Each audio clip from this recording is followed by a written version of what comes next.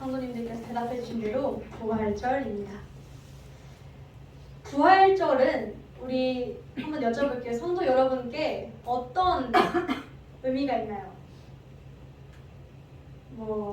잘 모르겠지만 앞에 보니 계란도 있고 매년 그 전주에 떡을 주문하고 저는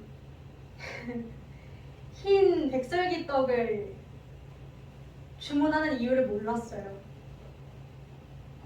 근데 부활 새 생명 그 거룩함을 상징하기 위해서 흰 백설기를 준비한다고 하더라고요. 저도 오늘 알았어요. 그래서 교회에서 이렇게 백설기와 계란을 나눠주는 날이죠. 그리고 또 어떤 날일까요? 사전적으로는 예수님께서 2000년 전 십자가에 달려서 죽으셨다가 부활하신 사건을 기념하는 절기, 기념하는 기념일이라고 우리는 기억하고 있는 것 같습니다. 우리에게 있어서 부활절은 크게 잘 와닿지 않는 듯 합니다.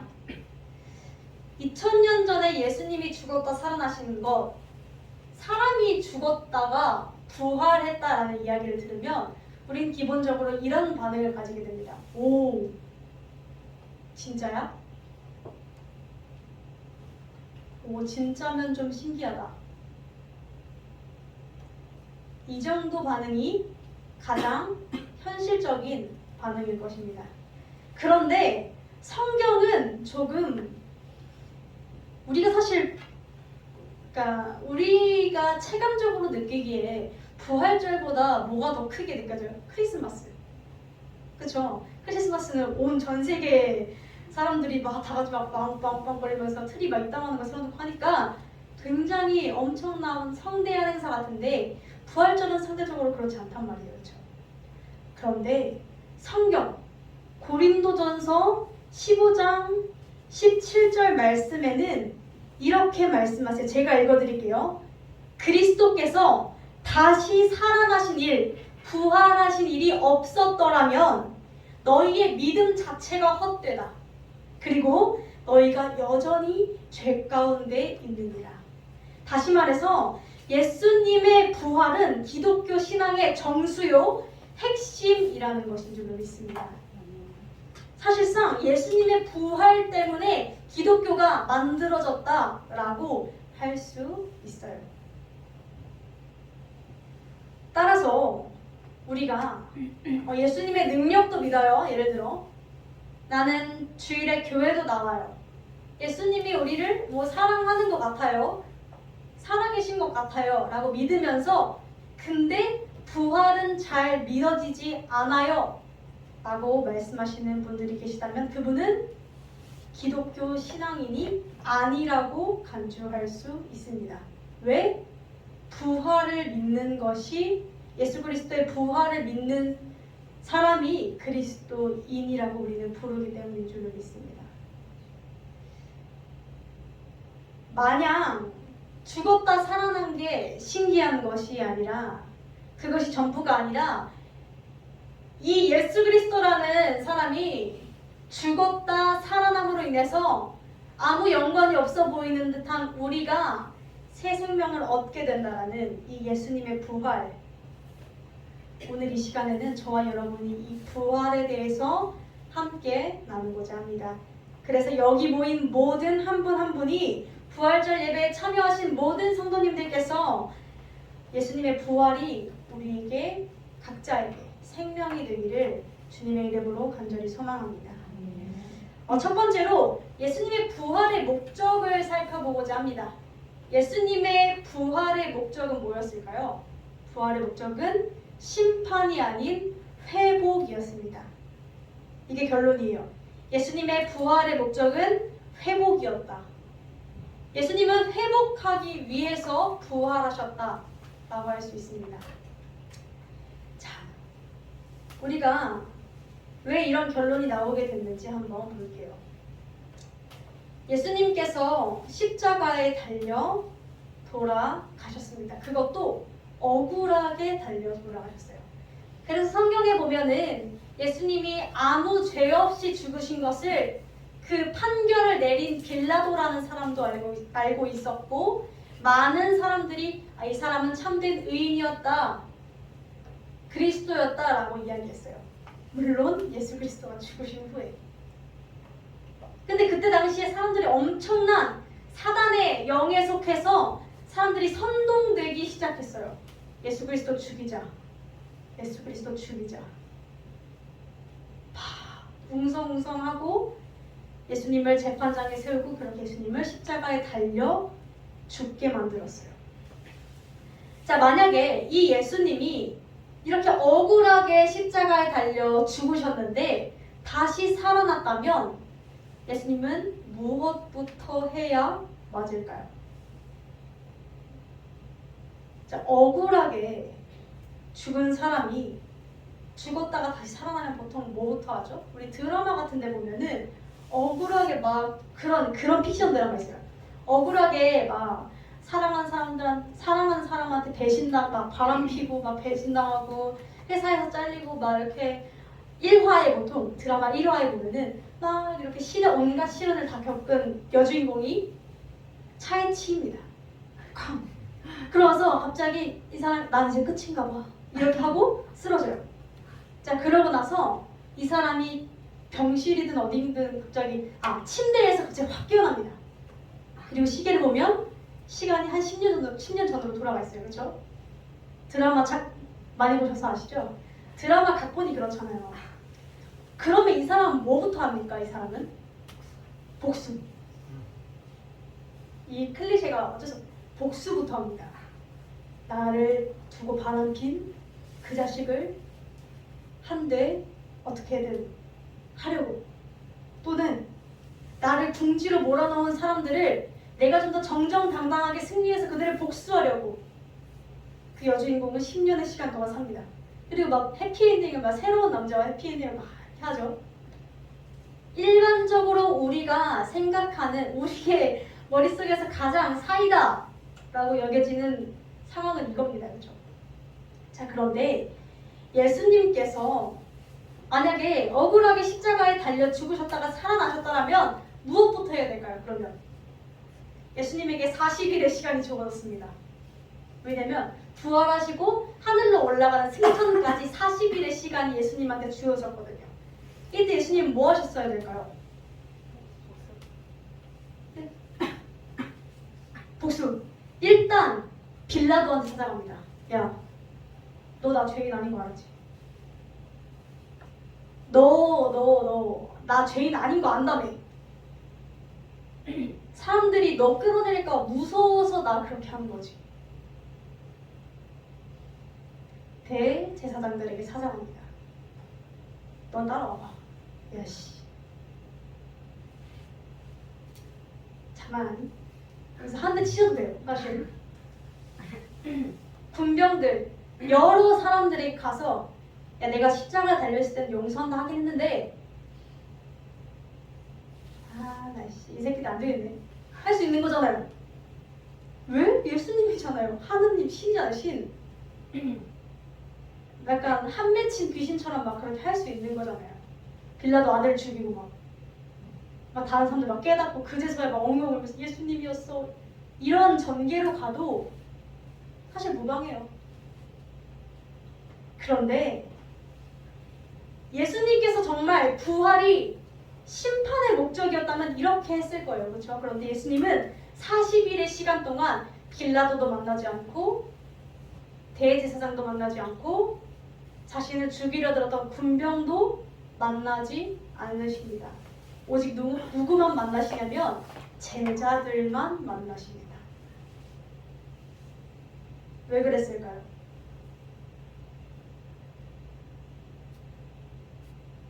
그 이유에 대해서 우리가 살펴보고자 하는데 오늘 본문을 보면 이렇게 시작합니다. 안식일이 다 지나고 안식 후 첫날이 되려는 새벽에 막달라 마리아와 다른 마리아가 무덤을 보려고 갔더니 라고 합니다. 자, 예수님이 십자가에 달려서 무덤에 들어가신 날이 언제예요? 그러니까 우리 표현으로 할게요. 금요일이에요. 그저께. 그러고 나서 왜 이거를 우리가 3일 후에, 금토일인데 왜 3일 후에라고 표현하냐면 우리가 표현하는 이거 목사님이 절기 설교할 때 끝도 없이 설명하셨던 건데 우리가 표현하는 시간은 12시부터 밤 자정부터 0시라고 표현하잖아요. 로마식 시간은 좀 달라요. 그래서 그 시간에 맞추다 보니까 3일이 된 거예요. 총 3일. 그래서 금요일 날 이 예수님께서 무덤에 들어가신 날입니다. 그러고 나서 토요일을 그들은 안식일이라 불렀어요.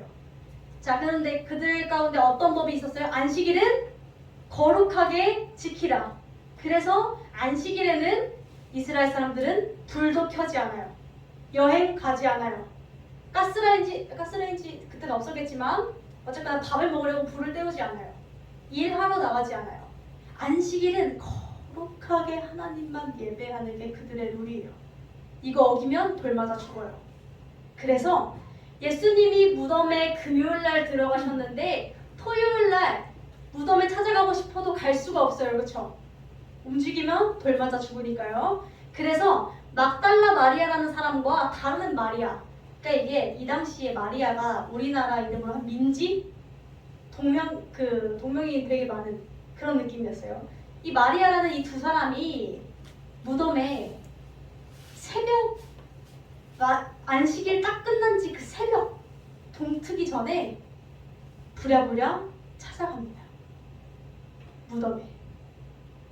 마음이 얼마나 급했으면 안식일이 끝나고 첫날이 되려 가려는 새벽에 갔대요.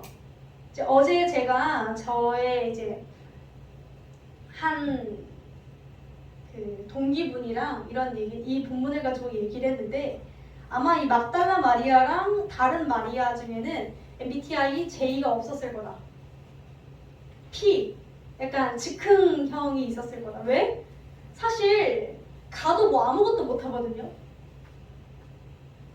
그 당시 무덤은 우리가 생각하고 있는 그런 납골당 같은 무덤이 아니에요.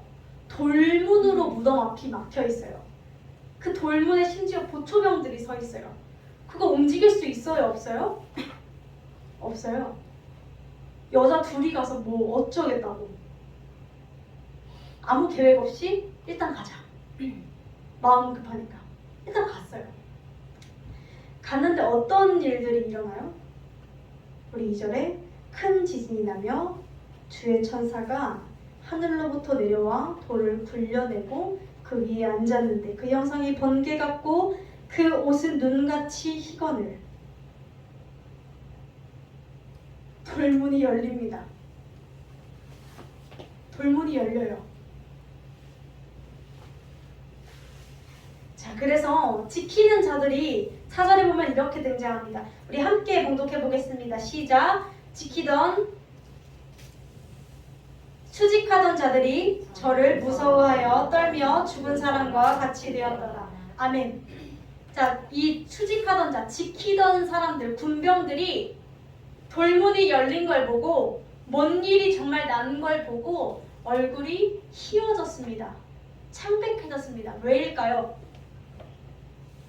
우리가 아까 얘기했던 그 드라마 전개처럼 예수님이 살아나셨더라면 일단 자기들부터 죽일 테니까.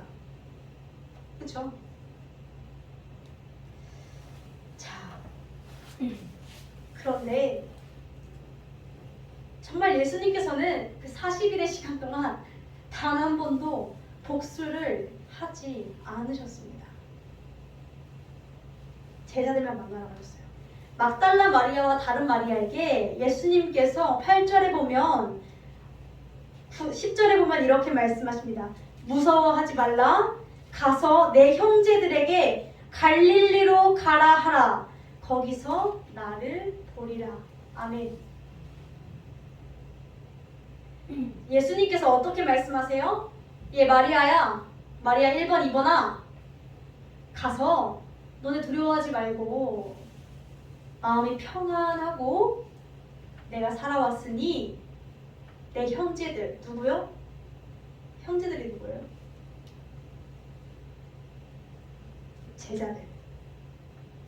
제자들에게 가서 갈릴리로 가라. 내가 먼저 가 있을 테니까 갈릴리로 좀 오라고 해. 라고 얘기하십니다. 자, 이때 제자들은 그럼 뭐 하고 있었을까요? 마리아 1번, 2번은 예수님한테 무덤으로 찾아갔어요. 제자들은 뭐 하고 있었을까요? 제자들은 이때 엄청난 상실감을 느끼고 있었습니다. 자, 우리가 한번 감정이입을 좀 해볼게요. 죽은 자들을 살려주고 병든 자를 고쳐주고 3년의 시간 동안 예수님과 함께 다니면서 보냈던 세월은 기적 같고 꿈 같고 엄청난 기쁨을 느꼈어요, 그들은. 그러니까 이런 거죠. 막 예수님이 손 한 번 들면은 5,000명을 먹여 살려요. 손 한 번 들면은 병든 자를 고쳐요. 눈먼 자를 눈뜨게 해요. 죽은 자를 살려요. 그걸 내가 3년 동안 옆에서 지켜보고 살았다고요. 그 기적을 매 순간. 이런 거죠. 우리가 기도응답이 너무 잘 돼요. 기도응답을 너무 잘 받아요. 기도만 하면 주님이 일하세요. 기도만 하면 주님이 일하시고. 기도만 하면 막 주님이 막. 제자들이 마음이 어떻을까요? 이 당시에 이들은 이렇게 고백했어요. 주가 죽는 곳에 나도 가리다. 주가 죽으시면 나도 죽겠습니다. 애들아, 예수를 따라 죽으러 가자. 이렇게 외쳤던 사람이 도마예요. 예수님이 죽으시면 나도 죽겠습니다 했던 사람은 베드로예요. 모든 제자들이 그렇게 살았어요. 그러면서 예수님을 너무 많이 의지하면서 지냈어요. 그런데 그 예수님이 뭔가 일을 펼치실 것 같던 그 예수님이 어떻게 죽었어요? 십자가에 매달려 죽었어요. 가장 비참한 형벌이에요. 이 제자들은 어때요? 상실감과 두려움. 일단 그 모든 꿈같던 세월이 날아갔던, 이들은 다 자신들의 직업을 버려두고 나왔던 사람들이에요. 생계를. 난 이제 어디로 가야 하지? 라는 상실감. 내가 믿던 예수는 뭐지? 내가 믿고 따르던 예수는 뭐였지? 라는 상실감과 또 하나는 나도 죽을지도 몰라 라는 두려움. 그래서 이 제자들은 어떻게 했냐면 각자의 자리로 돌아갔어요. 누가복음 24장 13절 우리가 한번 펼쳐볼까요? 누가복음 24장 13절 제가 읽도록 하겠습니다. 그날에 그들 중 둘이 예루살렘에서 25리 떨어져 있는 엠마오라 하는 마을로 가면서 시골로 갔어요. 어떤 뜻이에요? 다시 자신들이 원래 살던 곳으로 갔어요. 자, 그리고 21절에 이렇게 얘기해요. 이 사람이 나는 이 예수라는 사람이 이스라엘을 구원해 줄 줄 알았는데 이 예수는 십자가에 달려 죽은 지 벌써 3일이 지났습니다. 상실감. 베드로도 어떻게 하냐면 고향으로 돌아가요. 돌아가서 뭐 해요? 원래 직업이 뭐였어요? 어부. 다시 그물로 고기를 낚아요. 자, 그런데 예수님께서 그 제자들을 오늘 갈릴리로 다시 부르셨어요. 왜 하필 갈릴리일까요? 왜? 뭐 약간 그럴 수도 있잖아요. 예루살렘 십자가 앞에서 자 얘들아 너네가 내가 매달렸을 때 나를 회피한 곳이야. 정신 똑바로 차려다녀. 할 수도 있잖아요. 근데 왜 갈릴리일까요 하필? 갈릴리가 어떤 곳이에요?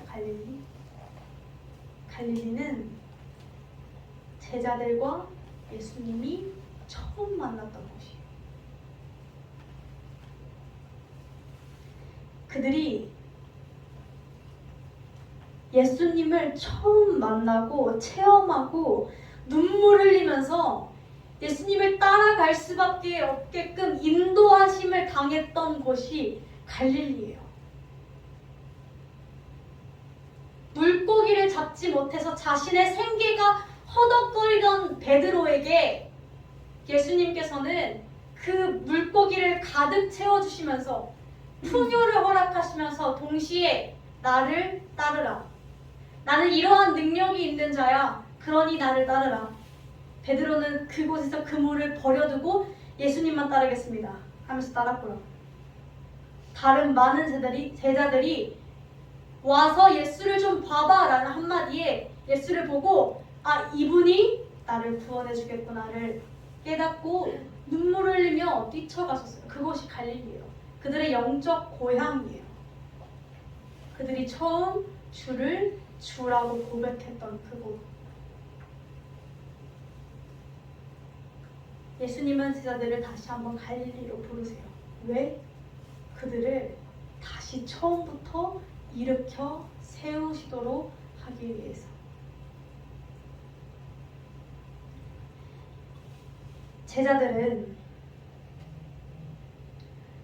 제자들이 아까 이야기했듯이 제자들은 3년의 공생애를 함께 예수님과 보내면서 기도응답 엄청 많이 받고 경험, 기적, 체험 엄청나게 했어요. 그렇죠? 그러면서 주만 있으면 되겠습니다. 주님이 죽으시면 나도 죽겠습니다. 엄청난 신앙 고백을 절절하게 했던 사람들이었어요. 자, 그런데 그 사람들이 어떻게 했어요? 예수 그리스도가 정작 십자가에 달리실 때 그들은 다 도망갔어요. 심지어 베드로는 3번 부인했어요. 3번. 베드로는 예수님을 3번 부인해요. 3번. 자, 근데 이게 유대 관습에서 3번 같은 말을 반복한다 라는 건 어떤 걸 의미하냐면 완벽한 선언을 의미해요. 왜 재판장에서 판사가 땅땅땅 3번 치잖아요. 완벽한 선고 땅땅땅. 이처럼 3번 같은 말을 반복한다라는 건 완벽한 선언, 절대로 되돌리지 않겠어라는 굳은 다짐과 결심과 선포를 의미해요. 베드로는 그날 예수님이 십자가를 지고 올라가시는 그날 닭이 3번 울기 전에 베드로가 먼저 3번 예수님을 부인했어요. 나 예수 몰라. 나 예수라는 놈 몰라. 예수를 저주했어요.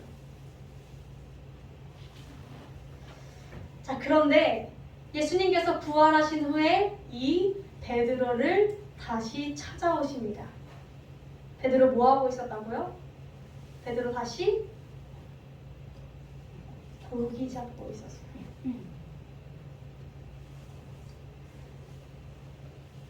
자, 죄책감이 엄청 났을 거예요. 그렇죠?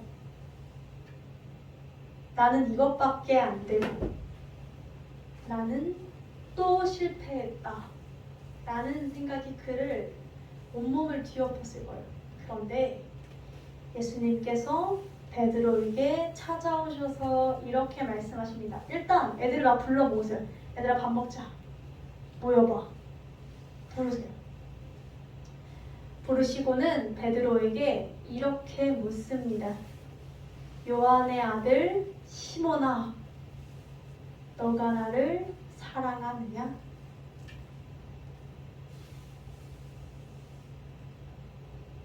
근데 베드로가 이걸 듣는데 기분이 묘해요. 왠 줄 아세요? 예수님은 요한의 아들 시몬, 원래 이름이 시몬이에요. 예수님을 만나고 나서 베드로라는 이름을 붙여주신 거거든요. 그래서 예수님은 처음 만났을 때를 제외하고 단 한 번도 시몬이라 부르지 않아요. 베드로라 불러요. 베드로야 베드로야 라고 부르세요. 그런데 처음 만난 것처럼 예수님께서 요한의 아들 시몬아 라고 부르세요. 그리고 물으세요. 너가 나를 사랑하느냐? 베드로가 대답하기 민망했나 봐요. 예, 사랑합니다 라고 말하기엔 내가 이미 너무나 많이 예수를 부인했어요. 그래서 이렇게 돌려 말해요. 내가 주를 사랑하는 줄 주님도 아시나이다. 예수님께서 한 번 더 물으세요. 베드로야, 아니 요한의 아들 시몬아, 너가 나를 사랑하느냐? 똑같이 얘기해요. 내가 주를 사랑하는 줄 주님께서 아시나이다. 좀 그만하실 때 됐는데 예수님께서 한 번 더 이렇게 물으십니다. 요한의 아들 시몬아, 내가 나를 사랑하느냐? 베드로가 근심하면서 말했습니다. 주님, 모든 것을 아시오매 내가 주를 사랑하는 것을 주님이 아시나이다. 야, 몇 번 물으세요? 3번 물으세요. 자, 베드로가 몇 번 부인했다고요? 3번 부인했어요. 몇 번 물으셔서 몇 번 다시 사랑 고백을 받아내셨다고요? 3번. 어떤 의미냐면 베드로가 완벽한 선언을 했던 그 저주와 그 배신을 다시 온전하게 3번의 고백을 통해서 회복시키신 거예요. 주님은 이미 다 보고 계셨어요. 그가 3번 부인하면서 넘어져 있었다는 사실을. 그런데 예수님은 능청스럽게 와서 이렇게 세우시면서 3번 다시 물으신 거예요. 그를 회복시키려고. 마치 없었던 일인 것처럼, 처음 그를 부르신 상황처럼 다시 그를 불러주시면서 일으켜 세우셨습니다. 이뿐 아니라 예수님은 40일의 시간 동안 어떤 것을 하시냐면 빌라도 만나고 대제사장 만나고 서기관 만나고 그래야 할 시간에 예수님은 제자들이 음식 먹을 때 찾아와가지고 대뜸 막 혼내세요. 그러니까 왜 안 믿어 얘들아? 정신 좀 차려 제발. 막 혼내시기도 하고, 또 갑자기 나타나셔서는 그들의 마음을 열어서 성경을 깨닫게끔 도와주세요. 그리고 두 제자들이 시골로 향하고 있을 때 예수님께서 그들에게 나타나셔서 그들이 계속해서 예수님, 나는 예수가 죽어서 참 슬퍼 이렇게 얘기할 때 예수님께서 막 성경을 풀어주세요. 그래서 그 만남을 겪고 나서 제자들이 이렇게 고백합니다. 길에서 우리에게 말씀하시고 성경을 풀어주실 그때 우리 속에서 마음이 뜨겁지 아니하더냐. 그들의 마음속에 변화가 조금씩 일어나기 시작합니다. 자, 도마는 어땠죠? 도마는 의심했습니다. 예수님이 살아 돌아오셨는데 이렇게 물어요. 내가 만져봐야 알겠습니다. 못자국을 내가 만져봐야 알겠나이다.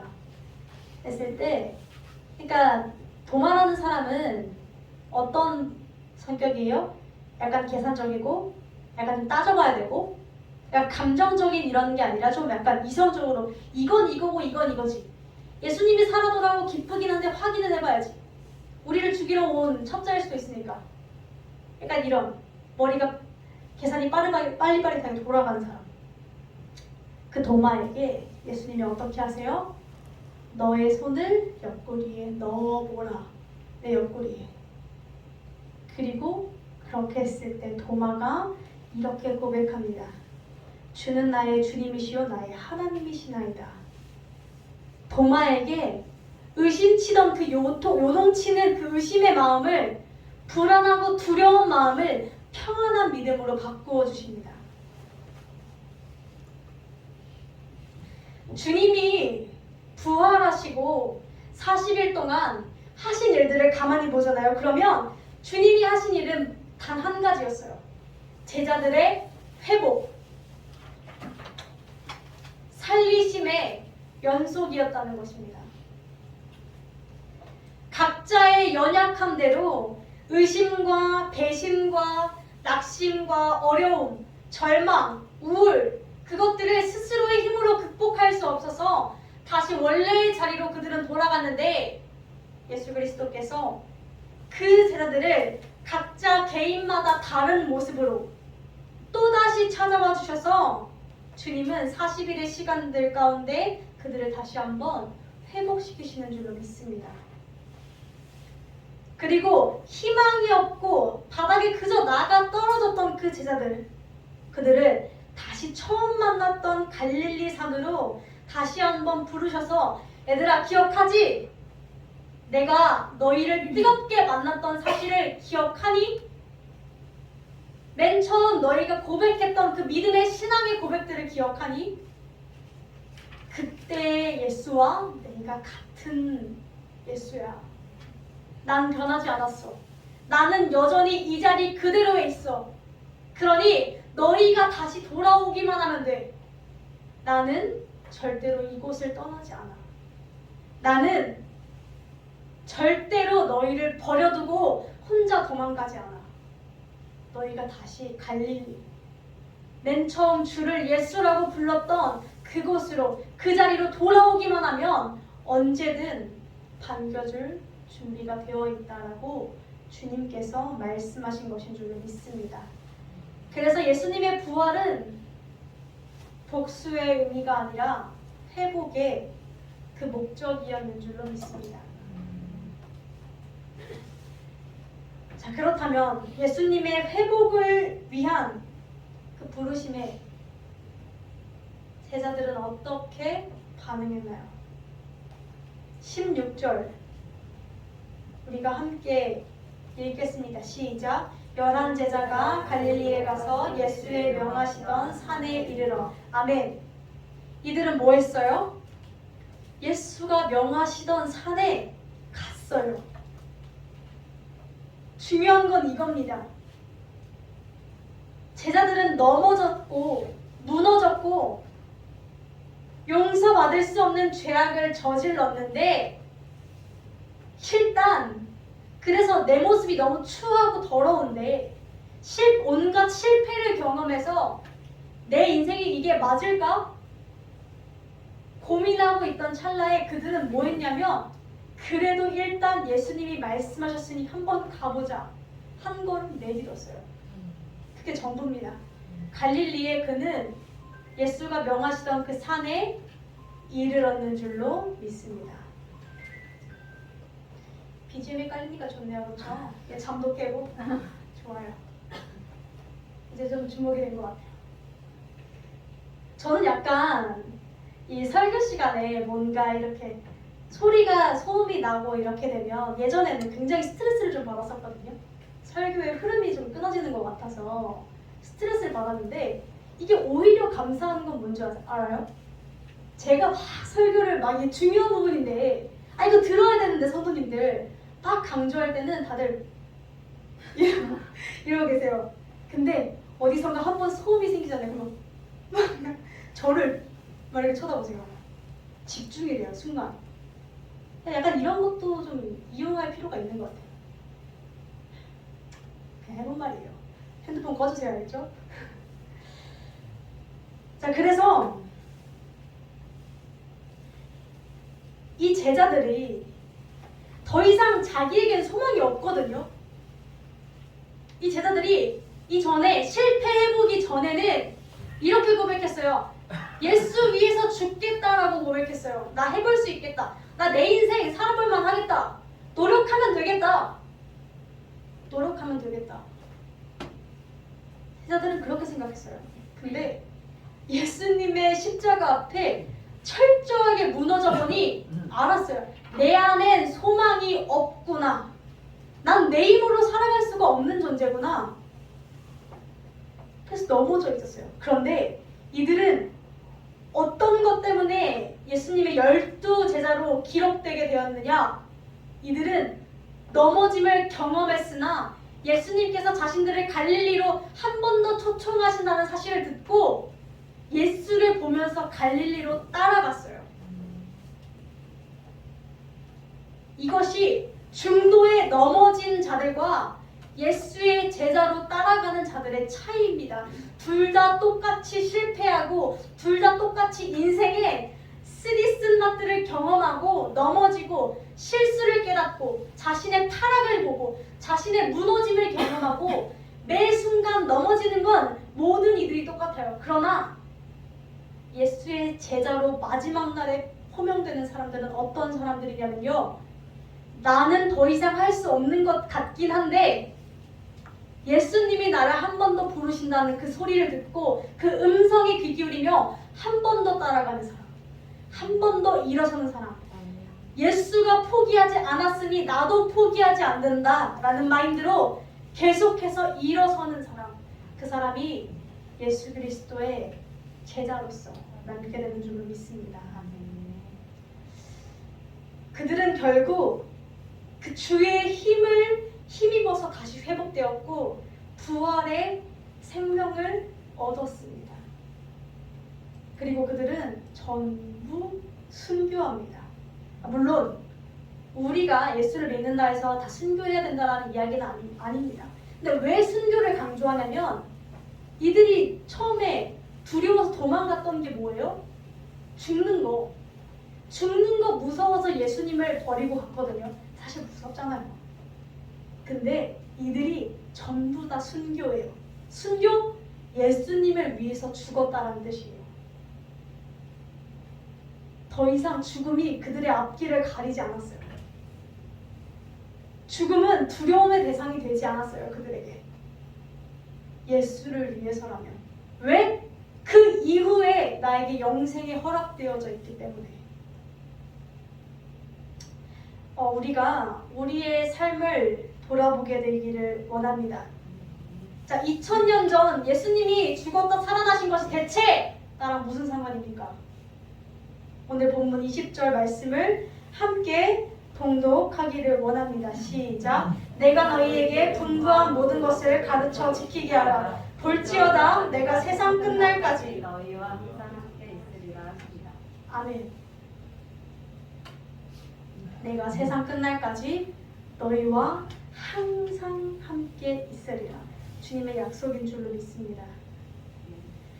죽은 지 3일 만에 다시 살아나셔서 부활하셔서 제자들의 연약함을 보시고 그들의 넘어진 가운데에서 다시 한번 일으켜 세우시고 회복시키셨던 부활의 생명을 부어주셨던 그 예수님이 우리에게 오늘날까지도 우리 한 사람 한 사람 한 성도 한 성도들에게 세상 끝날까지 너희와 내가 함께 할 거야 라고 약속하셨는 줄로 믿습니다.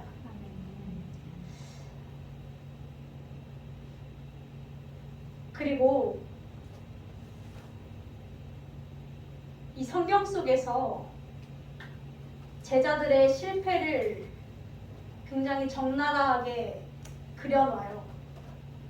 성경 속에서는 하나님을 믿는다는 사람들이 넘어지고 무너지고 실패한 기록들을 낱낱이 기록합니다. 그 이유는 이들은 우리와 똑같은 사람이기 때문입니다. 허구의 동화 속의 인물들이 아니라 우리랑 똑같이 인생을 죽어라 부딪히고 죽어라 부르며 살았던 사람들이었어요. 그리고 오늘날 우리도 마찬가지죠.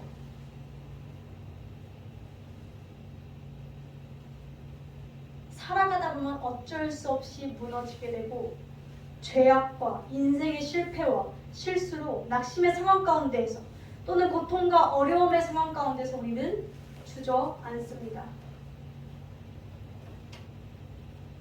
그러나 죽음까지도 이기신 그 예수님이요, 부활의 생명을 가지고 계신 나는 부활이요 생명이니 나를 믿는 자는 죽어도 죽지 않고 무릇 살아있는 자는 영원한 생명, 죽음을 보지 않으리라. 그리고 이렇게 물으시죠. 너가 이것을 믿느냐?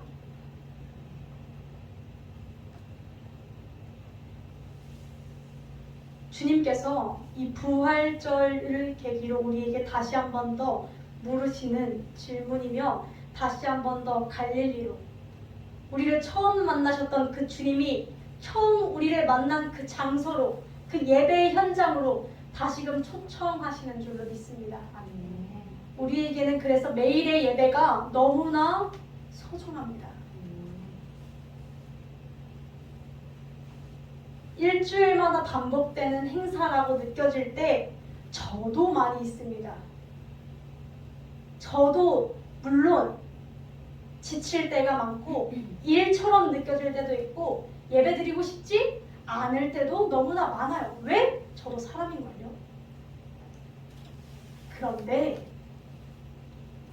우리에게 있어서 이 예배가 행사가 아니라 매 일주일마다 그냥 와서 앉아있고 대충 사람들이랑 인사하고 떠나는, 목사님 비위 맞춰주고 가는 그런 것이 아니라 매 순간 소중한 기회인 이유는 예수님께서 제자들을 실패 가운데에서 갈릴리로 부르셨던 그 예수께서 일주일의 삶 동안 무너지고 죄를 범하고 예수를 떠나 살던 우리에게 다시 한 번 더 돌아오라고, 내가 너희를 여전히 떠나지 않고 부르고 있다고 외치시는 그 외침과 회복의 기회이기에, 어쩌면 이 기회가 오늘이 마지막일지 내일이 마지막일지 우리는 알 수 없기에 우리는 이 예배가 귀하고 가장 소중한 시간인 줄로 믿습니다.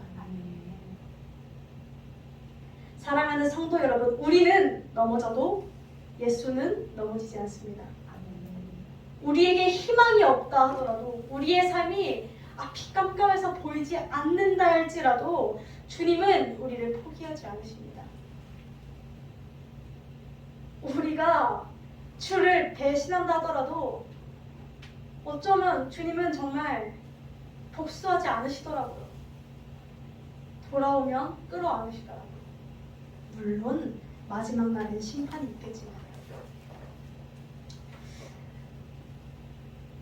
우리는 그 회복의 주님, 부활 생명의 주님, 2000년 전에 사람이 죽었다 살아나서 신기한 것이 아니라 그 주의 부활의 생명이 우리 안에 있기에 우리가 매 순간 회복될 수 있음을 기억하고, 그렇기에 그 주님이 있기에 우리가 예수를 바라볼 수 있음을 기억하고 예배할 수 있음을 기억하고 우리가 그 주님의 사랑을 체험하게 되는 그런 우리의 삶이 되기를 간절히 원합니다. 기도하시겠습니다. 사랑이 많으신 주님, 당신의 부활절을 맞아 우리가 함께 이 자리 가운데로 모였습니다. 주님, 우리는 부활의 생명이 우리 안에 없으면 늘 넘어지고 늘 무너지며 계속해서 반복합니다. 바울의 고백처럼 선한 것을 원하는 마음은 우리에게 있으나 그 선함을 실행하지는 못한 채 우리는 살아갑니다. 그러한 우리에게 매 순간 이 시간에도 다시 한번 찾아와 주셔서 우리를 회복시켜 주시니 너무나 감사합니다. 우리가 주님이 부르시던 그 갈릴리로 한 번 더 나아가는 모든 저와 모든 성도 되게 하여 주시옵소서. 예수님의 이름으로 기도드렸습니다. 아멘.